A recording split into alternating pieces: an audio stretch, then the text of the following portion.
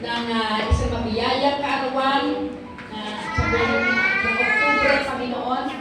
Salamat po sa buhay na pinagkaloob mo sa kanila.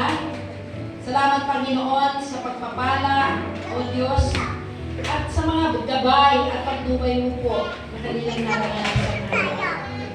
Salamat po, Panginoon, sapagkat isa sa pinakamagandang nangyari sa kanilang buhay, sila po ay nakakilala sa inyo, Panginoon. Kanila, Panginoon, tagapagligtas, at kami naniniwala, Panginoon. Sabi nga sa Jeremiah chapter 1 verse 5, bago pa sila ipinaglihi at ipinanganak, ay pinili mo na po sila, Panginoon.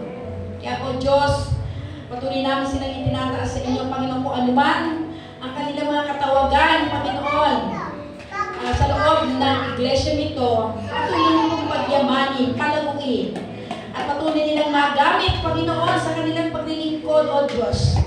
At yung mga natural na kaloob mo sa kanila, Panginoon, O God, mga talento sa paghahanap buhay, talento bilang isang nanay, mag-aaral, Panginoon, maging sa mga trabaho nila dakilang Diyos.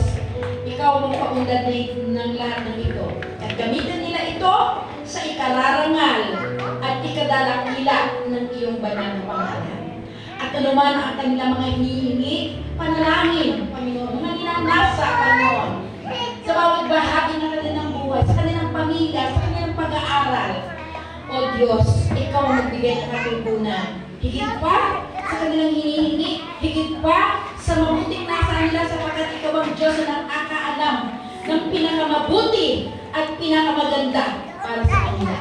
Kaya namin sila ipinagtatagubilin, Panginoon. Namin sila